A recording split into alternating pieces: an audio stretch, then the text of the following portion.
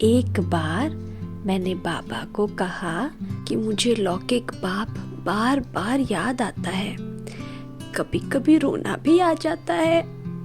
बाबा मुझे देखता रहा और मेरी पूरी बात सुनता रहा। बहुत मीठी दृष्टि देकर हंसते हुए कहा,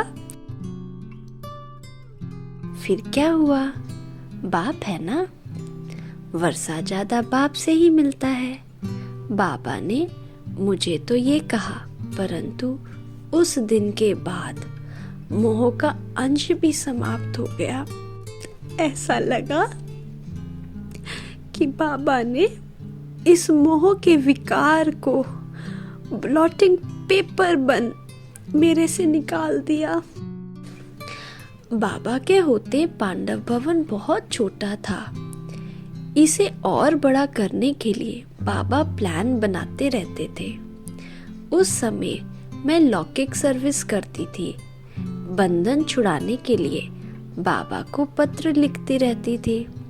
बाबा दयालु कृपालु बन लाल अक्षरों में उत्तर लिखते थे।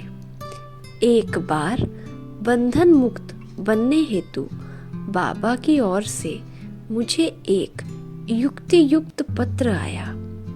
बाबा ने लिखा कि बच्ची, मैं एक बहुत बड़ा और बहुत सुंदर भवन बना रहा हूँ।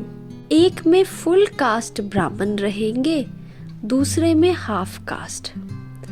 मुझे तो इसका अर्थ समझ नहीं आया कि फुल कास्ट ब्राह्मण क्या है और हाफ कास्ट ब्राह्मण क्या है। मैंने फिर लिखा, बाबा मुझे समझ में नहीं आया। तो बाबा ने लिखा, बुद्धू बच्ची हो क्या, फुल समर्पण होना माना फुल कास्ट ब्राह्मण।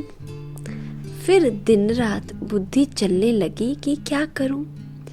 पहले ही मैं बहुत सहन कर चुकी थी, इसलिए मैंने दृढ़ संकल्प किया कि अब तो मुझे फुल कास्ट ब्राह्मण बनना ही है। मैं 2 महीने में अपनी नौकरी से इस्तीफा देकर अमृतसर चंद्रमणि दादी जी के पास चली गई और समर्पित हो गई। फिर तो साकार बाबा से ऐसा मन भावन मिलन मनाया कि सच्चे सच्चे माता पिता का अनुभव किया। बाबा ने ऐसे गले लगाया कि मैं दुनिया भूल गई, पावन प्रेम गंगा में डूब गई। बस फिर तो वो मस्ती चढ़ी कि आज तक उस इलाही मस्ती में पल रही हूँ। फिर तो बाबा ने निश्चय बुद्धि का टाइटल दिया।